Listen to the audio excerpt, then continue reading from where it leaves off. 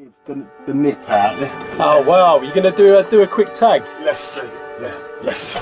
They were just that fresh, and that wall was different because everyone down there was good, but they were like the bunt like kings. That was like the lions by Plaz and Seas. These characters are wicked, weren't they?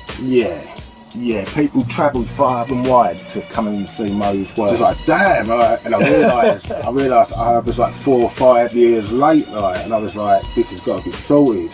You just got to work at it. Like, you don't get to the wall and like, shall I use blue or shall I use purple? You just got to plan everything, and then you burn everyone. That's how it's done. Yeah, there's just a handful of people doing the street art thing. So graffiti was still king. We was managing to get all graffiti on canvases, get them on the wall with the wild style. The AS is one colour and then the text another colour, and it filled the whole wall with plaster. And it was like wrestling, filling it in and colouring it and controlling all the lines. It was actually like wrestling a monster. Yeah. Is that why you called it the monster? Yeah, it was, yeah. And shout to Dibs, because about 5 years ago he asked me to do a sketch in his book, and I opened his black book and I'd never seen such good work in my entire life, and I had to like draw in the nicest piece ever, and then from then it's got me right back into the black book sketches. So I brought one along, my most recent. Wow.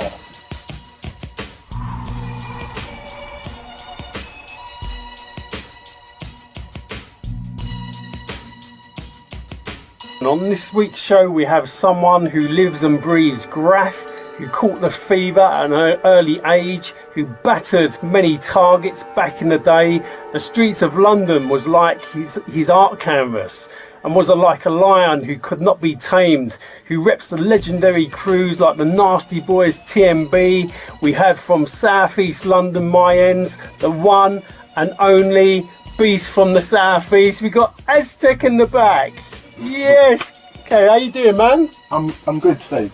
It's good. I'm good. Listen, it's exciting to have you in the back of the cab. We're gonna basically take it back to the start, back to where it all come from. Talk about all that early sort of graph stuff.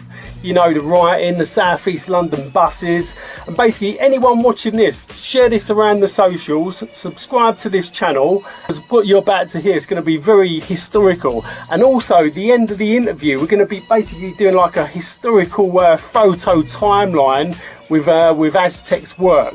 So you'll be able to kind of see it from the start to where we are up to now. There's going to be some amazing photos. It's an absolute honour, Kev, to have you in the back of the cab. Going to get things fired up. The first kind of 2 questions I always ask is, you know, like, whereabouts are you from, and what was it like growing up, you know, as a youngster? Well, born in Lewisham, moved to Woolwich. Was you like big into like art as a kid? Yeah, I was a big drawer. Yeah, I was always drawing, always sketching. Was ya? Yeah. Did you like love the comics and all that? I wasn't such a comic person. I loved the covers. Artwork on, like, you know, record covers as well. Oh yeah, the record covers was big. Yeah. My dad had a vast record collection. And did he? The record covers were like a big inspiration, I'd say. Yeah. Without even knowing. Yeah. What kind of? Can you remember a few of the covers that were kind of inspiring you? I know it's a long way back. Well, as it goes, there's a program on Sky Arts about the album covers, and there's one on there, the Commodores. And it's like a flying 3D piece. That's amazing, isn't it? It's like the 3D I still do now to this day. It's wicked. And like, yeah, some of them were just class. Yeah, real. It's been putting it out over the years that and I think a lot of graph styles could have come mixed with the album cover art. Yeah, and I think some of them kind of legendary writers from back in the day, back in the 70s, some of them were also probably getting some ideas from album covers as well. Oh yeah, definitely. Yeah, if you look, there's all chrome effects and borders and highlights, everything's there, airbrushes as well, so it was like a natural jump to the graph, Oh, big time, yeah. And, you know, how did you get into graph? I mean, was it through hip-hop? It just landed, really. Everything landed at once. It's hard to think back, but hip-hop just crashed down, didn't it? Breakdance, the movie... Like Star Wars, everything, Star Wars, Subway art, everything sort of landed around the same time when I was about 10 or about 10, yeah. Because, you know, you are quite a bit younger than me. I mean, you're about 4 years younger than me, 4 or 5 years younger. So, you know, you was really like a little kid back then, innit? So was you kind of looking up to the older kids that might have been like 4 or 5 years older? Well, yeah, like my first introduction would have been my brother Ian bringing home Subway Art. He brought home that, and his two friends, like John and Michael, were like copying things out of Subway Art and putting them on the wall big.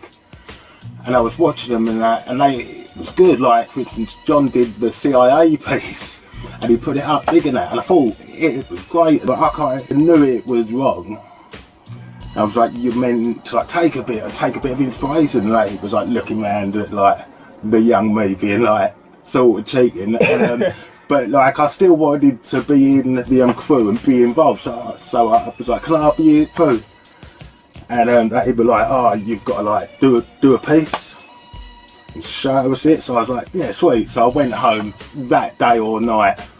I drew this like Cosmo Wild style, like. Damn! And you're good. And then like anyway, the next day we showed them and I was like, can I be in? And in your crew, yeah. And like everyone just looked at this Cosmo Wild style and just went, you're in. Yeah, cool. But Subway Art was a massive inspiration to us. I mean, it was basically like the Bible of graph, wasn't it? We was picking up all them like little ideas, like letter styles, 3Ds, characters, hand styles, literally everything. I mean, was there some kind of key pieces in Subway Art that kind of blew you away? You was like, wow, this is kind of like next level. The real stylish stuff, like you know, like the raw Wayne Satch, like that was just like you know, like the min pieces and stuff, and like the bars, the blocks, the rock, the case 2 stuff, the wild style stuff. Yeah, Duster was really had a great flow back then as well. All that stuff, yeah. And Scene and Dondi and of course, yeah. I mean, the Kel piece and the Too Many piece. That I used to like mimic and like draw that piece. Or your first introduction to Cheech is the Kel and the Black Book sketch of it. It's just great, yeah. It's incredible, wasn't it? Yeah. It's like tagging. You know, tagging is a huge part of graph. You know, was you big into tagging? Oh, it's huge, yeah. Tagging was like the first thing, yeah. It was everything, yeah. Pens, ink, yeah. You loved it? Yeah, batteries, yeah, big. And what early crews was you in? Was you in a crew, was it called the Mercenaries? Yeah, that came after. That was like when we went up to Lewisham and stuff. Our first crew was like Wild Writers, which was like WRS. And that was like me and my friends like Perry and Pat, who wrote Past, Adjust and Erase, Pat wrote. Yeah, we was like Wild Writers, yeah. And the thing is, you know, we're talking about, I mean, you was really young, you was like a little kid doing this stuff, weren't you? So yeah, we started tagging heavily from about 11, 12, yeah. So you was like basically really young, putting your name up. Whose hand styles was you rating back then? I mean, there were some amazing hand styles, especially around obviously where we was from South East London. There was some wicked hand styles, wasn't it? Oh yeah, you had Woolwich was like going for it when it come to tagging and stuff. You had like your Haste and Strobe, Far and False. Yeah, like Case. They was all really good writers. Ranks and Epic. Yeah, they were wicked, weren't they? Yeah. What made the that hand style so good? I mean, to you, what is the importance of the hand style? Well, back then you could just be a tagger really. There was people that didn't piece. They were just great taggers. And I'll always rate those guys because like now you're forced to do everything, or you're a toy or what. Yeah, there were just great taggers who could just use a pen like unreal, like NU102 and Finn and Mess and all those guys. And then you had Kent guys, you know, because we was bordering on Kent, so you had the Kent guys that were like, you know, like Demise and Razor. Oh, FMA, yeah. Loved Razor, Height. We had opportunity to go out with them guys one day. Yeah, we had met Razor and Height in Woodley, and Height was cool enough to say, come along with us. And like we were like proper gassed on the bus with Rated. They're doing like the back window and stuff. Kind of chiseling style of tags with like the mad sort of, you know, some of the mad letters, like, you know, the S's and the F's, like with false, and strobe with the S, and there were some wicked hand styles, isn't it? Oh yeah, definitely. Yeah, you had a guy, you had Coat, and you had Scram. They were like really cool.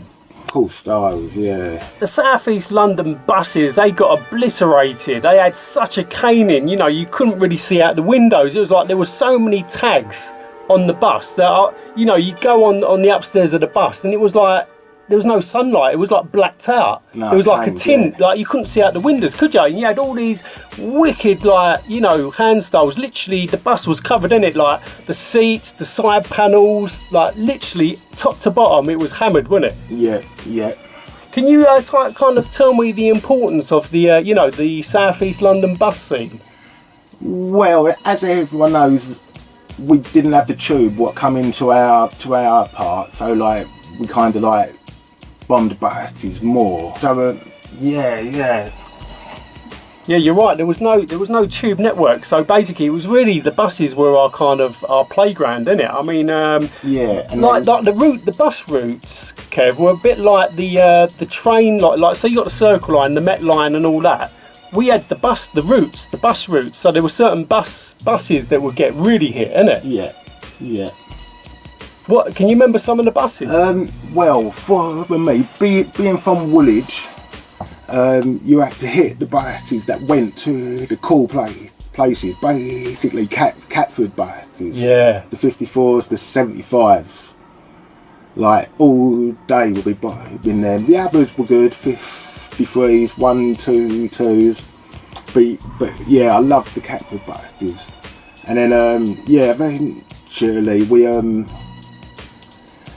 we used to go through Lewisham a lot, and that's when we first met Mafia and Mass. Yeah, and Mafia and Mass took us to Bromley, and then a few things changed then. Yeah, we met up then with like Cone, Moet, all those guys, and then like, yeah, then like Mafia had a crew, MCS, and it was big. We was about 60 headed, and no, it was like 660 of it. Yeah, and like wow. We all hanged out in Bromley, and RK had like a better crew, like AZ Saxons, and people from MTS was asking to be in that, and then RK said, right, well look, just join up, and then like, yeah, both crews merged, and then it was about 100 100 in this crew.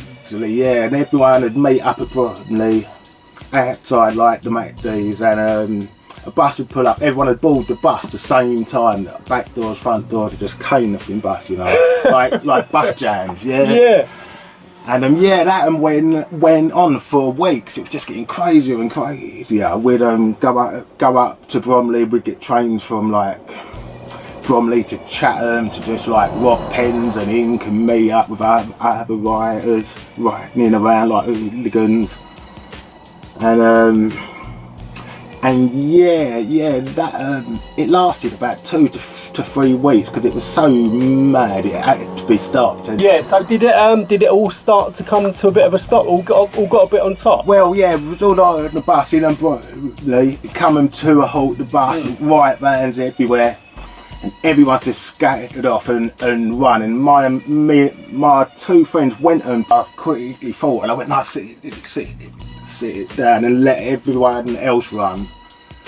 And then everyone got nicked. We see Condemn getting nicked, Sabre getting nicked, and yeah, the place got like loads of writers, Apple and Racket, like, and yeah, when the police got everyone and just drove off and stuff, we just crept off for the bus, went to the Woolwich bus stop, never went through me ever again. And that was it? That was that, yeah. And a lot of writers stopped writing then as well, because like, to get nicked at 14, 15 and bring all them fines home and stuff, it caned a lot of people stopped then. As I was saying to you, that's the reason I gave up, because I got nicked and it was all getting out of hand. Yeah. So you kind of, you know, if you got a strict mum or dad or whatever, it ain't going to pan out too well, is it? No. Back then you had so much more style to a tag and stuff, like, you know, like the cutting the bit out of the pen. Oh, you got a pen? I actually brought one. Torch pen, yeah. With the nip out there. Oh wow, you're gonna do a quick tag? Let's see. Oh, let's take it back. Wow, you got the two-tone going off. Let's take it back. Wow. Yeah, that's how it was done. That is a masterpiece, and you got the two-tone going on, Kev. Yeah, man. Like back then, like to have like. We used to be like carrying pens and inks with them be on the bus like a mad scientist, like like he was trying them out and stuff. All different colours. It was a mad time as well. Can you do a little force or a haste tag? No, I love their style so much. You love their style, wouldn't it? Getting up the haste. Wow. And then you force. Wow. Now that is what you call a tag, isn't it? Huh? This guy was bloody. You doing the ranks? Far. Shit that. Did you ever make? Because we used to make pens out of like blackboard markers and get like 6 or 7 inch tags like that, massive, and flood the marker, and the Kodak cases as well, film cases. Yeah, the first pens we ever made were the Insignia deodorant, and we put the blackboard right over in. Yeah, you took me back to like my first torch pen. My brother's mate Colin gave me it, who wrote G.E.M.E. and his brother Ray was Flux, and he gave me my first torch pen, and like from then I've just gone clear. You had to have the 30mm, even though I did love 850s and pen L's as well. But that was your kind of weapon of choice. Yeah. And you know, racking was also back then. It was part of you know, a big part of being like a graph writer. I mean, did you go on many kind of racking missions? Well, Muff were great at racking. I was just terrible. Like sleeve a pen or nick a tin or two, but I wasn't good at like being like a blatant. You weren't like tough arts like Scarf and all them lot. Like my friends would collect paint for me, and we'd all go and paint, and I put up various different names and stuff, and yeah, paint was quite hard to come by as it goes. Yeah, and also the shops got a bit more clued up with it and started to put them behind, like, you know, metal racking and all that. How did you get your name, you know, ASTEK? Playing a game really came up, and I was like, no, that's a tag. How did it come up? I mean, if just an answer in a game like group quiz or something, yeah. And I was like, that's a tag. To the big stuff, like let's talk about like locations. Because, you know, we're still talking about, you know, kind of mid to late 80s, and London still wasn't really like developing that quick. So there was still a lot of wasteland and warehouses and all that about. Remember some of like the early locations you was going to? Because I know obviously, do you remember that place in Plumstead by the Plumstead Corner? Where the buses used to stop. Oh yeah, Plumstead Corner, the Style and Art piece by Seb, Data 27. Data 27, I mean, Data was absolutely wicked, wasn't he? I mean, big inspiration, And Data was obviously in Starlight Rockers, but can you tell me about the importance of Data 27? I've got to say, some of his stuff was the first graph I ever see for my own eyes. Yeah, when I first started school, he had like a great track guide, but even Biff, he had like a complex, the piece complex with Scooby-Doo. everyone of my age from Woolwich or Plumstead remembers this piece. It was wicked, wasn't it? Yeah, and he actually done it at night, and it stayed there for about 20 years. Everyone knows it. Yeah, it's an iconic piece, isn't it? Data 27 as well. I mean, we're talking about hits. I mean, let's talk about, you know, Data was putting up pieces on top of rooftops. Yeah. Wasn't he? Yeah. I mean, remember that block of flats, and he had a piece on top of the block of flats. I mean, this is a Zulu piece. I think it was. Yeah. Yeah. He had pieces everywhere. I remember in Glendon Youth Club. Yeah, he had like a music piece, and it was just bad. It was really good. It's online. Yeah, a great piece. That was a wicked piece. And also, what other locations? I mean, obviously Woolwich was a huge place for you know, writers to go. I mean, there were some legendary writers getting down there. You know, you had the Tough Arts going down there. You had London Giants. You had Chris Jump 2. I mean, Mo 1. Big up to D as well. Flores. I mean, there were some wicked writers, innit? Kev? Oh yeah, Woolwich Dockyard had it all. Yeah. And can you remember some key pieces from Woolwich that kind of blew you away? When I first went over there, there's all of the other stuff in there. There's the Jap stuff and the Chris piece and all that, and I really liked all of that stuff. And obviously Mo 1's characters and Shy 1's pieces, but then around the other side you had the Tough Arts wall with the Sure Thing Rock. That was amazing, wasn't it? That was just different. That was just... Those two characters were like mind blowing, isn't it? Those Drone 2 RIP, those characters, if you put those characters up now, they would scare people away. Like they were just that fresh, and that wall was different because everyone down there was good, but they were like the Buntlack Kings. That was like the Lions by Plaz and Cease, and yeah, so something different. Yeah, that was, and the fact that you see it from a bus. When you first see that, you have to get off the bus, scale that wall, and look at that piece.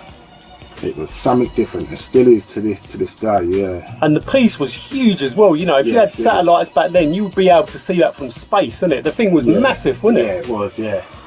It was huge, and also another piece which blew me away was the Jet 302 piece with the space, the character with the wearing the space helmet. Yeah, always laugh that. Sick. It was absolutely what light years ahead of their time as well, because that went up around kind of like 80, I think it was 86. Yeah.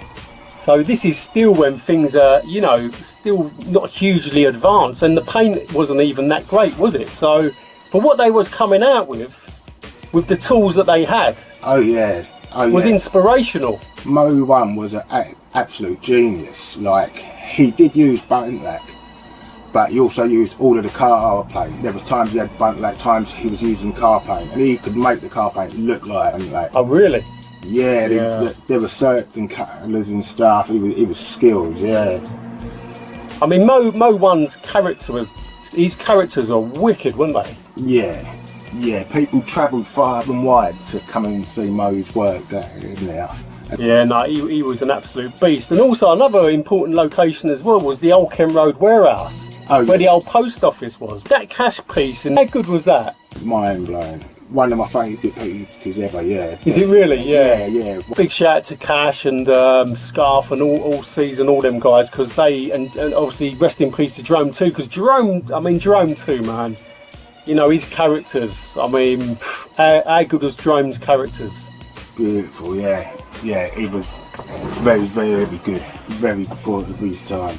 Let's talk about the Chrome Angels, because I mean, Chrome Angels was another crew that were, you know, light years ahead of the time as well. I mean, you know, Mode with his characters, you had Scribbler, and I mean, Scribbler's his feel was like unbelievable. I mean, what a wicked crew Chrome Angels are. Oh yeah, the Chrome Angels, just the whole thing just had a feel to it. Like, they were the ones that got up there and made it, got on the TV, and spray can art was great for them, because you really got to lay down what they'd done and where. Big inspired by the Bando and his lettering.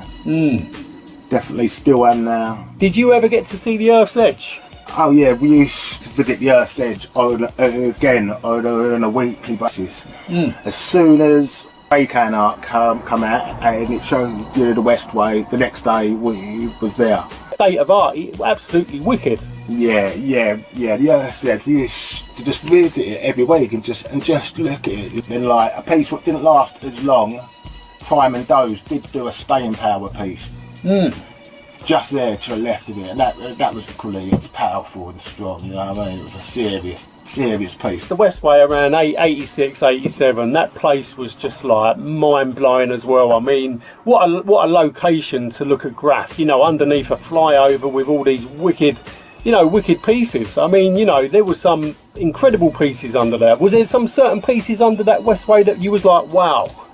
Well, I got them to see Bad by like Pride and Scam. Great to see it in the flesh, yeah. One of the days Coma was painting, but like we all stopped and that, and like to sort of watch, but like we got the feeling we wasn't allowed to sort of watch, and that's how we just breezed on a bit. Is that when it really like sparked off again? Yeah, like the dockyard was back, and I heard like people were painting in it and stuff, and I was like, damn, I'll go and have a look. At the same time, a woman called Louise from our local youth club seeked me out to paint up the youth club, so I was given loads of spray paint, and I heard at the same time the dockyard was back in action.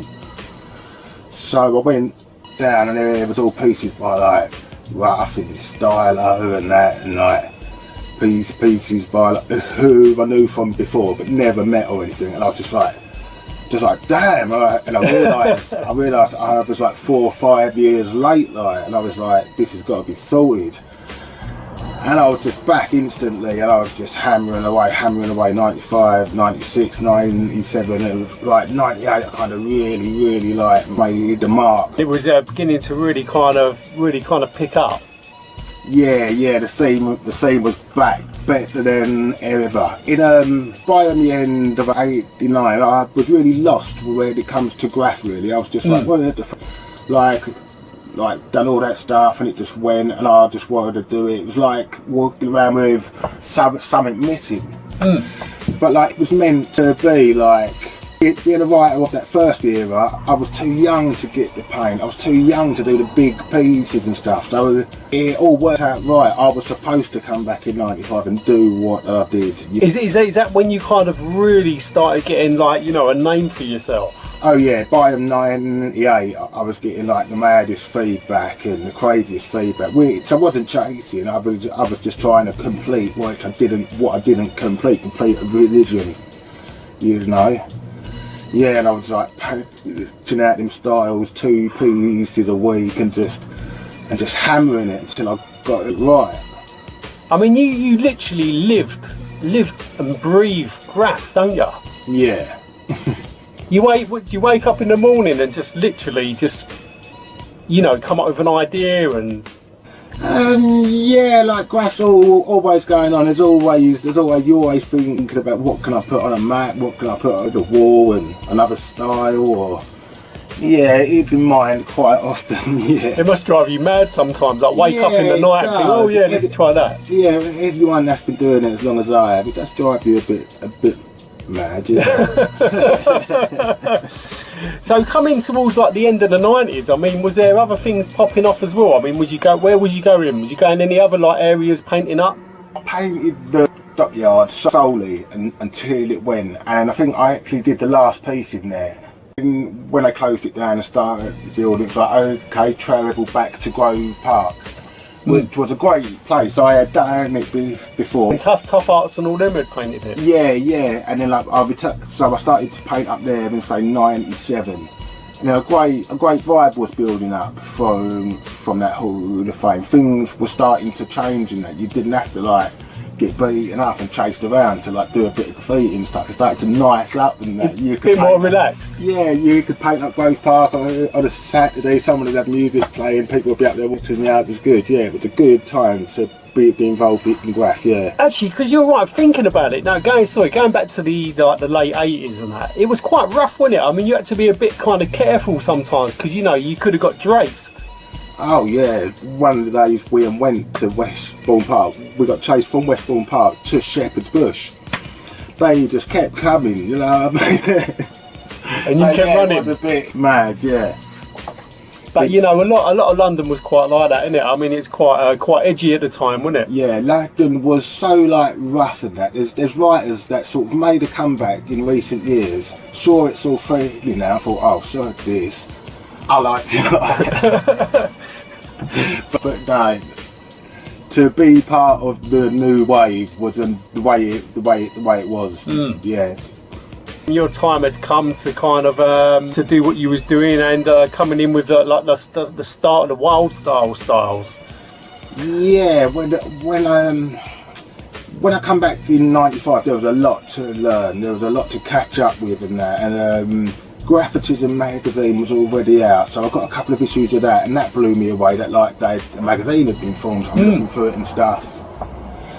And I'm seeing who I like and that, and then you've got like Prime and you've got ASTEK and you've got C's. And like, yeah, them three together, I was like, right, these are the wild stylers. And that's where I take my wild style from. They all brought something different, like Prime, just the letters were just, anything goes as long as the style's there, and it's hard to explain. And then C's, the colours, the pinks, the blues, the 3EDs, and then ASTEK, just like overall everything really. The wild style S, and basically how to produce a real piece. I studied those guys. A real kind of burner. Yeah, I really studied those three.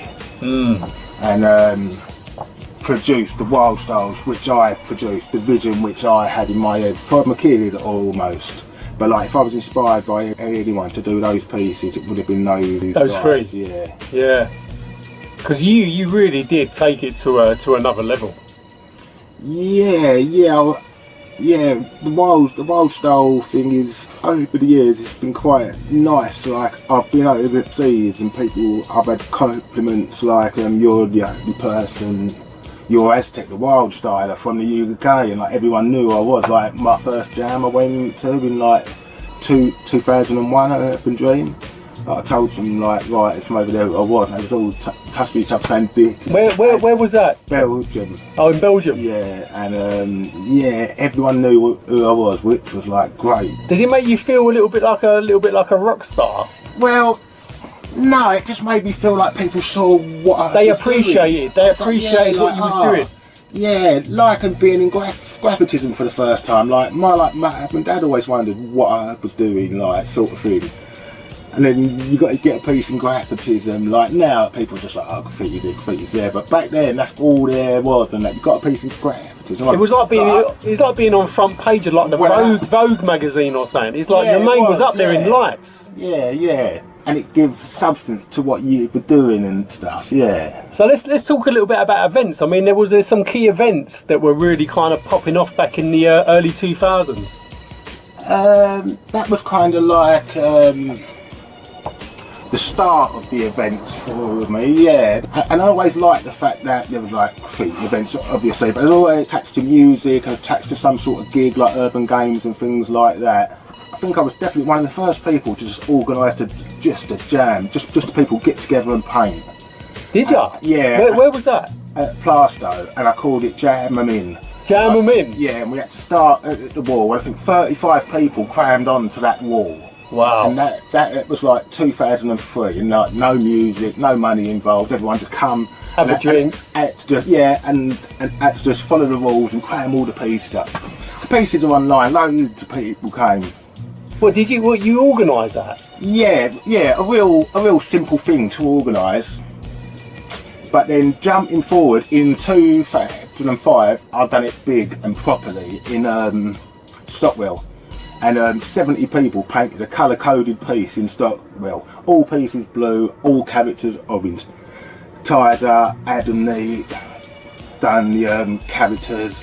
A few other guys, Sumo. I brought over my crew I was in at that time, FCK. So Sumo, Stick. Mac 1 came down from Glasgow. And yeah, 70 people. It's covered in an issue of Graffitism, covered really well, like interviews. I think there's about 10 pages. But yeah, that was a really great thing to do. I was proud of that, and I also think that was the first colour-coded jam. Years later, there was a Right for Gold in London, and Probs colour-coded that jam. But I do think 2005, that was the first colour-coded jam. And the first one was the start of the No Frills jam. You didn't have to ride off the back. I feel like I kind of started didn't have to ride off the back of a hip-hop event. Just link everyone up. Pure graph. And just graph this out, yeah. What it's really about. Really all about. Yeah, so get your name up, having a good time. Yeah, so those events were going on. And then, the first place, my first big jam was in Belgium, and then you had the stuff in Ireland, the stuff with Ras Jam.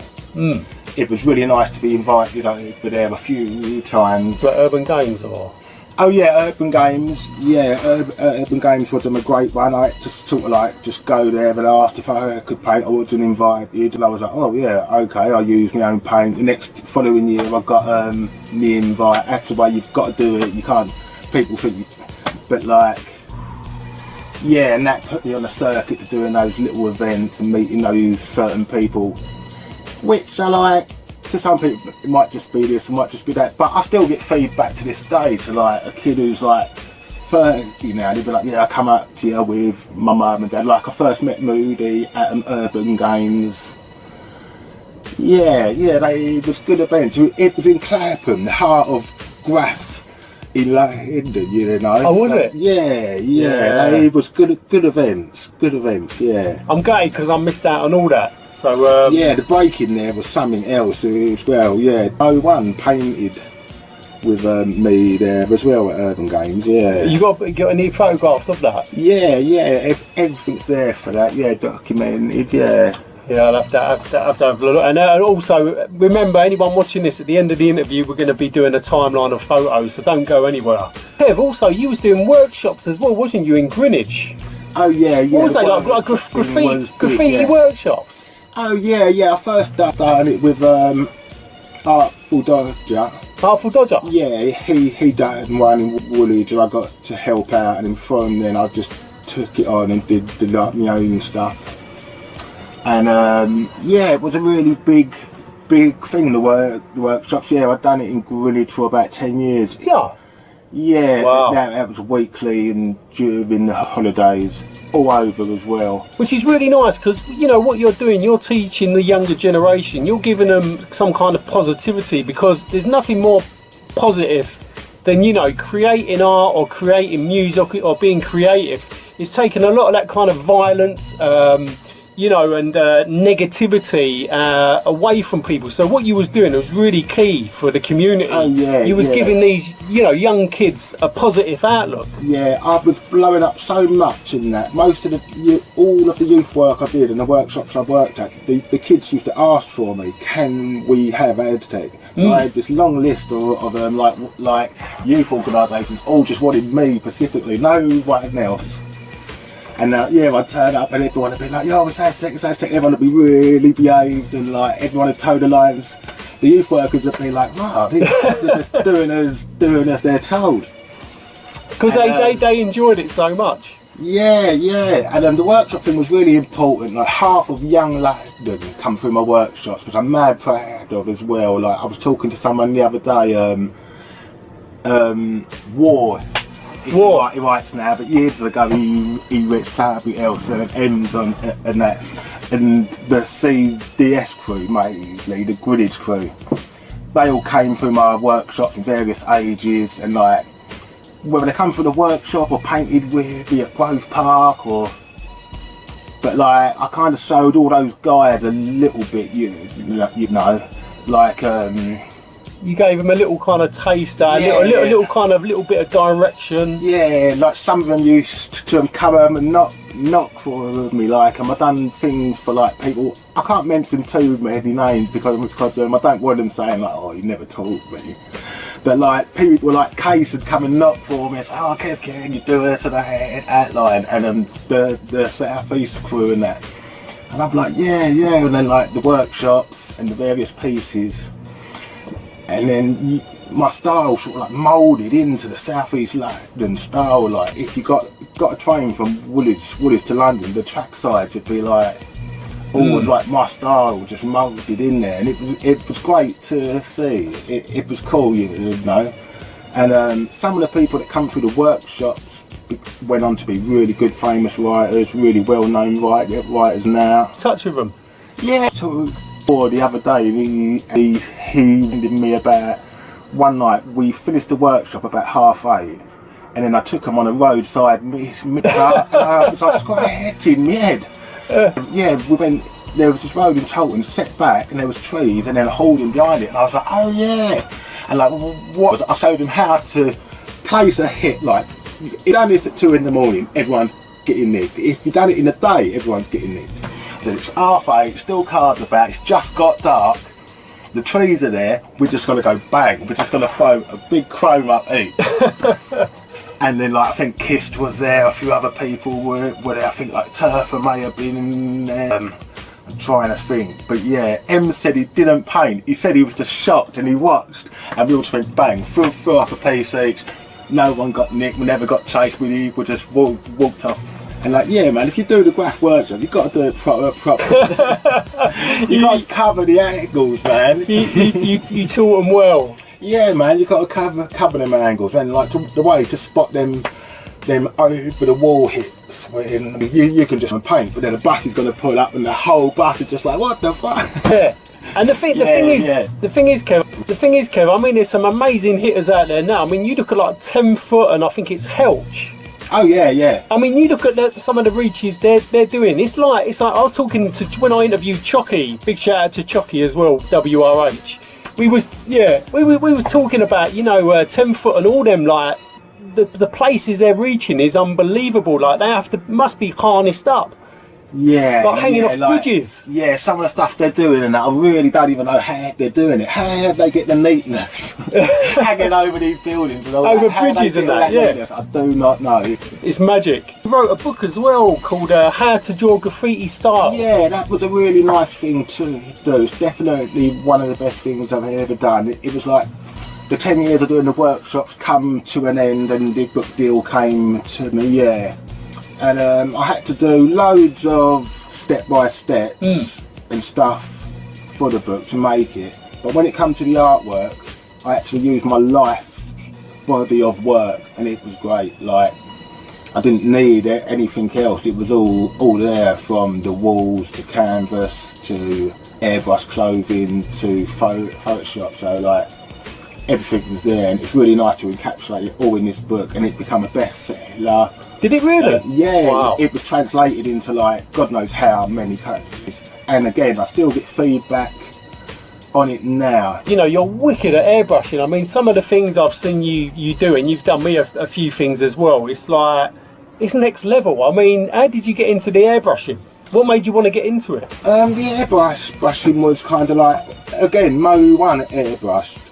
And I mean, Mo 1, I mean, he showed me some of his stuff now, and it's mind-blowing. Yeah. Honestly, it really is. I'll send you some of his stuff. I'm going to be interviewing Mo 1 actually in the next, hopefully in the next month or two. But yeah, was Mo 1 airbrushing back then? Yeah, he was airbrushing, doing the tops, the jackets and all of that. So it was kind of a natural thing. I didn't do it so much when I was younger. I did a bit. I did a few tops and a few things here and there. But again, it was similar to graph. It was a lot easier when you was older and then could earn some money and go and buy a proper airbrush and the paints and stuff. So then yeah, when I could do that, I took it on properly. You took it to another level. What would you say are the kind of like the key ingredients to like a wicked piece? What are the kind of key things, you know, you look for? It's got to have like full-on style and balance, you know. It's got to be worked on, you know. It's got to be sketched and like a production. Well, not so much a production. It's just got to be a a production. It's got to be a piece, background. Doesn't have to have a character. It's just got to be a piece, background, all nice, all tight, all worked and done. Yeah. About freestyling, you know, like when people say, oh, this was a freestyle, that was a freestyle. I never paint freestyle. Never. I just never paint freestyle. I'm not going to be big-headed about it, but my pieces generally come out the best, and I do them the quickest, I do them the best, but I don't freestyle, I plan everything. From when I come back in 1995, VOP did and I didn't plan nothing at this point. VOP had come down the dockyard in 1995 and they did this wall. And I looked at it and I thought, damn, there's no way they just made that up off the top of their head and that. Because it was even, well, where I was coming from, it was kind of uncool to start putting it out like that. People just done everything off the top of their heads. And from when I see that piece by VOP, I planned everything from that day. And I must say that obviously I've done freestyles, but I mean, you could probably count them on my hand, the amount, like everything's got to be planned. I don't go to a war and wonder what's going in the field. I don't go to a war and wonder what's going in the background. You know what you're going to do. And it's just go bang, straight up. I want to hit in this point, anyone who really wants to take graffiti on, you just got to work at it. Like, you don't get to the wall and like, shall I use blue or shall I use purple? You just got to plan everything, and then you burn everyone. That's how it's done. do you love to, like, you know, do you love to burn the wall? Yeah, it's always good to go out and do a nice piece, the best piece. Or you come from an era where it was about burning and doing the best piece. Now it's got so friendly. It's like, we just paint. We paint. Well, I don't.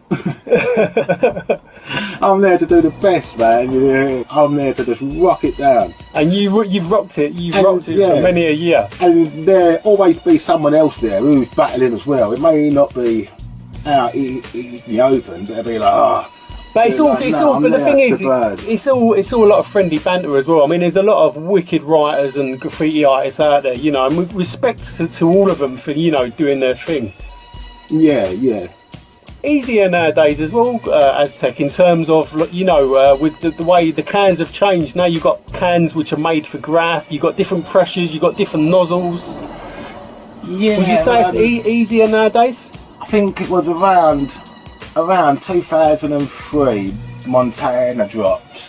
And it changed the game up. Was it game changer? Oh yeah, big time. Like, not only was Britain flagged with it, it was like plastic in a tin, just like plastic from the tin to the wall. You could almost see it on nothing like a sheen, you peel it back off again almost. It was that thick. But it also gave everyone a mad buzz as well. Like, I don't mean like everyone like, I just went out and done a full and a trackside in like homage to this new paint because it was so bright and colourful, you know. So exhibitions as well. I mean, exhibitions were also popping up as well, weren't they, in the sort of 2000s? Oh yeah. In around the 2005 mark, we Sonia got us who started up a project to get us all doing workshops and stuff. She also got us sponsored by Echo. About 12 of us. We was a collective, like me, Insa, Solo One, Dane.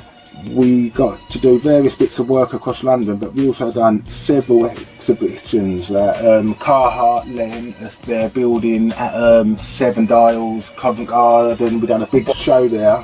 And I had about 6 canvases up on the wall, and I had one downstairs which didn't fit.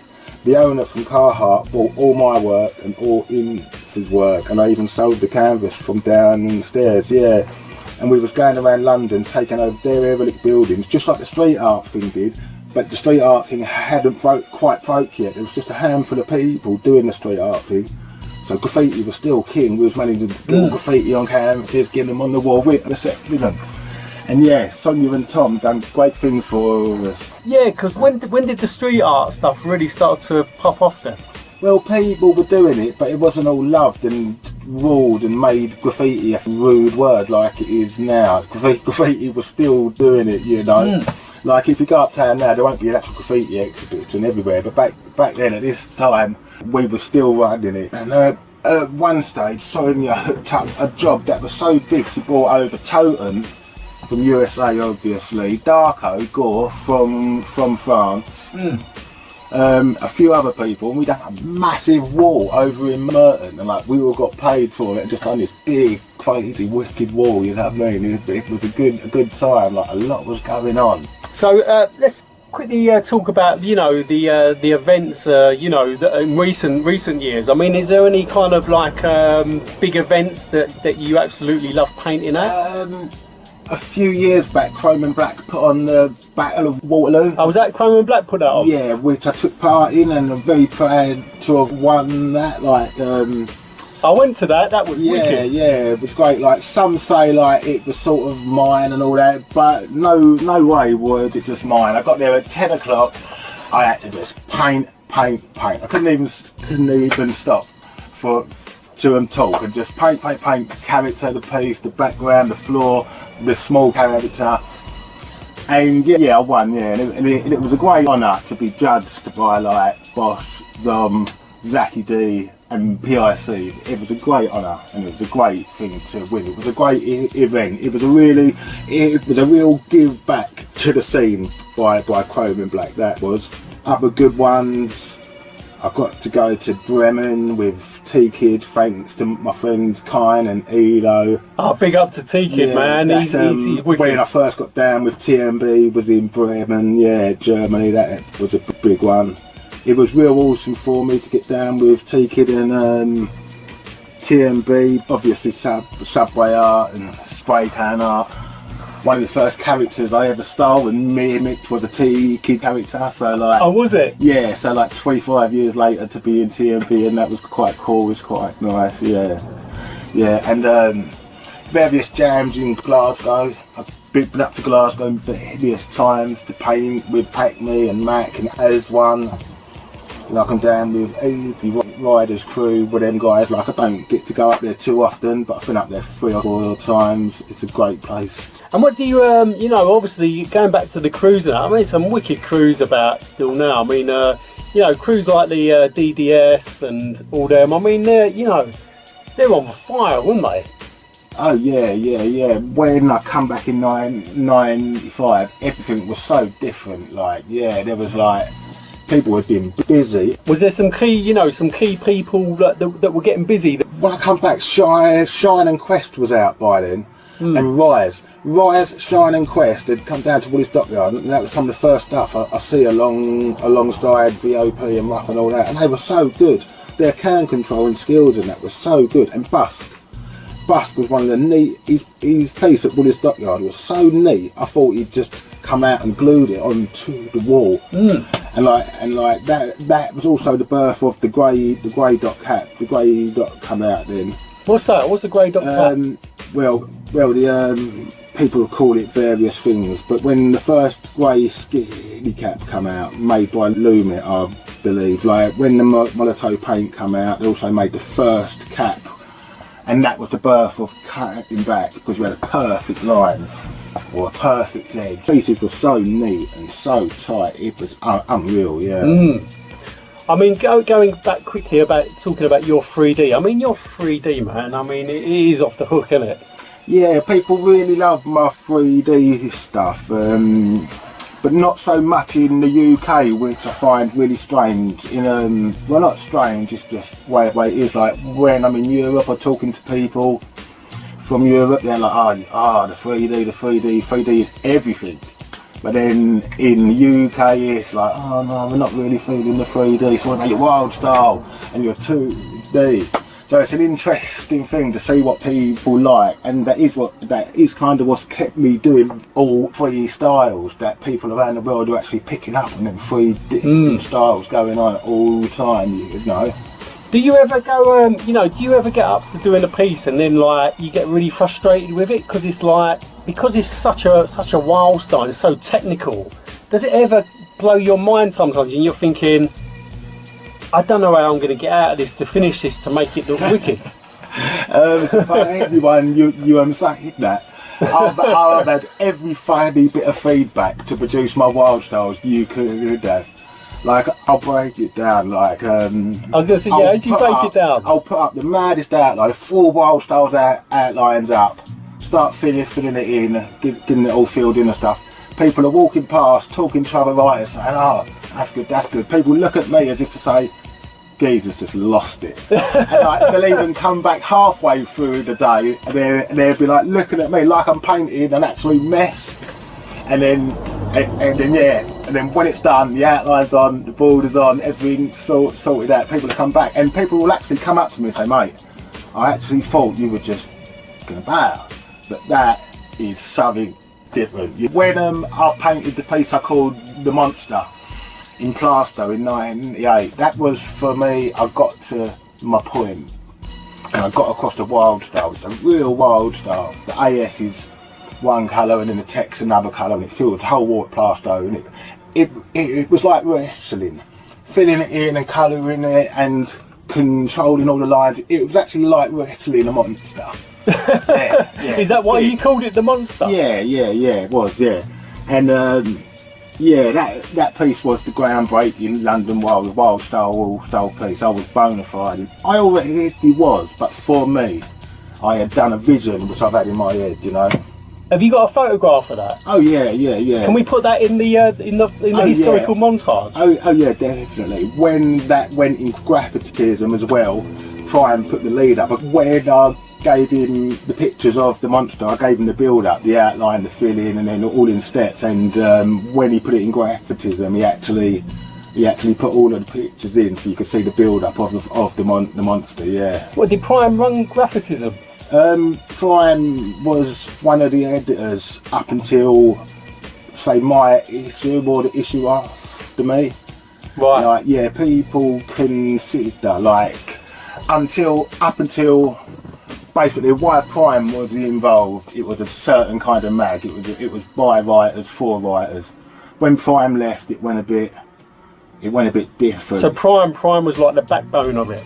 Yeah, Prime made it by writers for writers. And ASTEK, you know, what does graph mean to you? I mean, is it your life? Yeah, I've definitely made graph my life in one way or another. Everything I earn does come from graph, I would say. Yeah, I don't know the other way. Yeah. Yeah, I mean, I've heard as well about, you know, I've never seen your black book, but you know, I've heard about your black book and it blows people away. Have you got any kind of black book stuff? Yeah, I've actually brought something along. Like, over the years, I was a big black book artist, always drawing in black books, always doing the full-on sketches.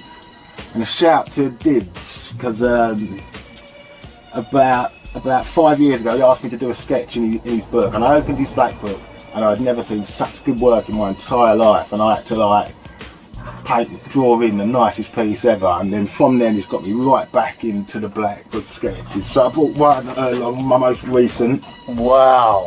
I'm not sure if there's another. I'm not sure if there's another A3 x4 sketch in the world. There probably is, but if there ain't, it is it. I mean, I don't know what to say about that. I've never actually seen a black book like that. From sharing this guy found it on Insta, Gerald, and he shared it, commented. Who's that guy with the guns? Gerald Okumara, and he's on Insta. Yeah, let me have. There's another one here for Wow, that's amazing. I mean, look at that on top. The way it's the characters like been split into four. With lightning, what's that going for it? Lightning. Total Recall. Look at Total Recall. Yeah. When the head busts open. Yeah. Wow. Got another big. I mean, I'm blown away by that. Wow. Look at that. That's absolutely. Can you hold that right up to the camera? Wow. That's incredible, Kev. I'm blown away. Cheers. It's amazing. I mean, how long does it take you to do something like that? These ones took a week, but before pager. What each one? Yeah, but this one, the 4-pager, all I had a day was like my little boy's 3, so like I couldn't exactly get out this every day. So I had 3 hours a day when he went nursery. So it ended up taking about 6 weeks. Yeah. I mean, that is really, really inspirational. Really is. Absolutely incredible. Yeah, got some really great feedback. It's another massive form of the art form we're in. There's people around the world that specialise in black books, like I just mentioned, Dibs and those guys, but also across the states you've got like the black book kings and that. Like, not all of these guys paint, or they just do a little bit of painting, a lot of black book work. But yeah, it's another huge art form in itself, the black book sketch. Is there a few writers out there that you love looking at their black book? I mean, there's so many, but is there a few that kind of spring to mind? You've got my good mate Hoax from Wales, the CVK guys. Like, Hoax is a real styler like me. He goes to a wall and beats the hell out of that wall. Burns it. Yeah, he gives that wall some fucking padding. Like, I'd love to see him and stuff. Yeah. Who else is really bad like that? There's a few people around the world that are really doing nice pictures. Yeah. Yeah, there's some incredible talent out there. And also, you've obviously got a young family as well, and I mean, do your kids take after you? Are your kids into graph? Well, my 3-year-old now is being told off quite often for drawing all over the walls, and I'm really stuck with it. I'm just stuck with it. I don't know how. As soon as I say, what are you drawing all over the wall for? I'm actually in like the garden with a spray can in my hand. Like. He's gonna be a young ASTEK. Yeah. But no, my eldest boy wasn't into it. My second born son, Frankie, he was excellent. He started drawing from a very young age. He watched what I was doing. He was putting shadows in 3D on his pieces when he was like 10 and 11. And I was looking at the work he was doing, and it was better than some of the young writers that was out there. His stuff's on my Facebook. But yeah, it's good to be an arty house. It's good to be a painting house. It's always something fun going on. Always drawing, always painting, always building something. At the moment, I'm building a nice big train. And what do you mean you're building a train? I've made a big train out of styrofoam, so I'm going to sculpt it. I've cut it all in. I'm going to make it. It's going to be about this big. I've cut it all in. I'm just making the wheels now, sculpting it all. Then I'm going to spray it all up. I'm going to put lights into all of the windows and make it a remote control lamp, and make it a piece of wall art. Yeah. That looked wicked. And I remember you done me a little sculpture out of plaster. Yeah, I did. Yeah, it was a high tech boot. Yeah, same as the piece from Subway Art. Yeah, that was amazing. Exactly his hip hop piece where the shoe lands in. Yeah. Yeah, listen, Kev, absolutely wicked interview. I hope you've enjoyed this. We've had a few bits and pieces where I've had to edit things because it got a little bit on top in places, didn't it? Yeah. Helicopters flying over and all sorts, isn't it? Yeah. But no, it's absolutely wicked interview. And would there be like, do you want to give anyone like a shout out as well? Just shout outs to my crews in UK, my crews overseas, and my actual family, Kim and my Asa, yeah, my mum and dad. And shout out to all graffiti writers. Yeah, and shout out to all the writers I've met along the way, and there's some good people about. Yeah, no, listen, Kev, absolutely wicked interview. And anybody watching this, please share this around the social, subscribe to this channel, because I've interviewed, like T-Kids, Scheme, Part 1, Snake 1, Mike 171, Scarf Tough Arts, and Chocky Rock, and many other wicked writers. And don't go anywhere, because what we're going to do, we're going to put in like a historical timeline for ASTEK's work, which is going to blow you away, isn't it, Kev? Yep. Peace. Up to you all.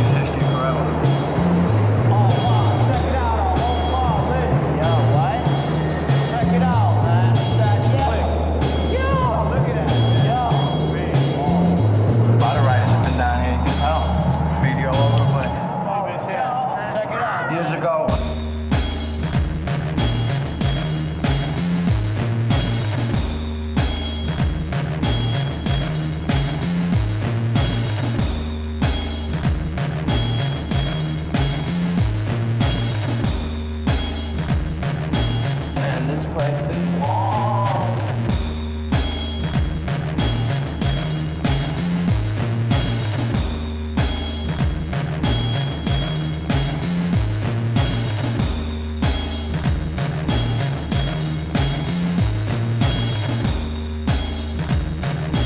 And this place is warm.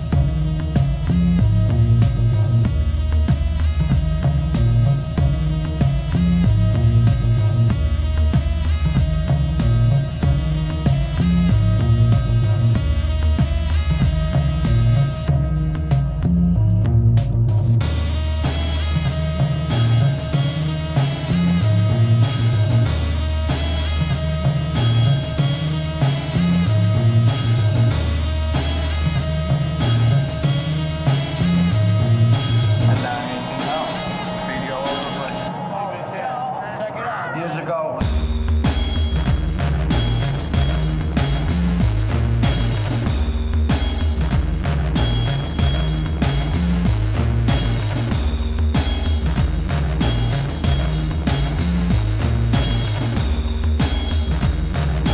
And this place is warm.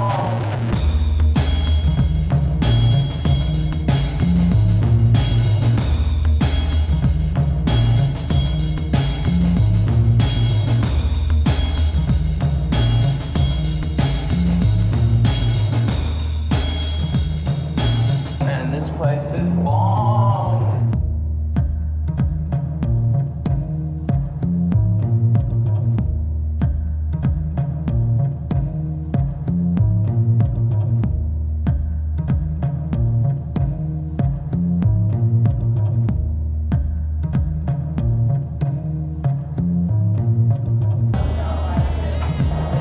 This is the transit system.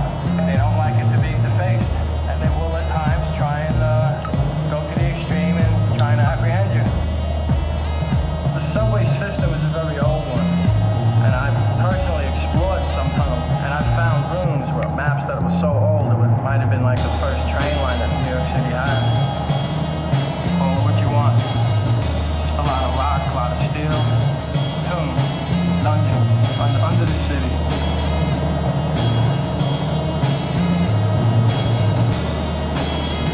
A lot of trains, a lot of fun, a lot of art.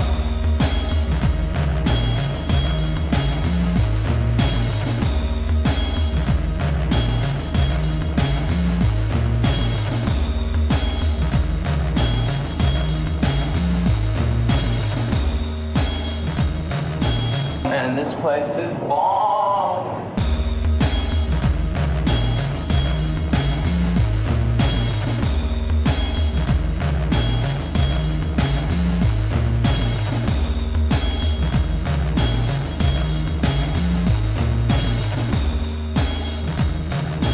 And this place is bomb.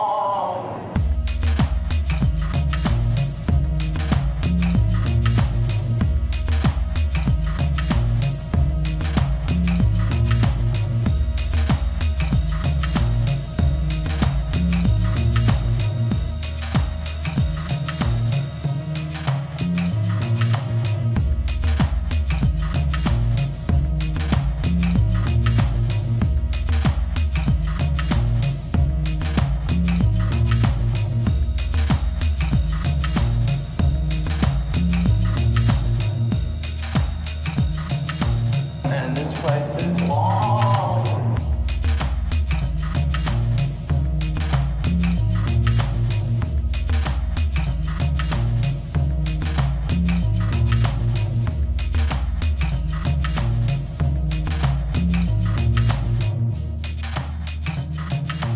And this place is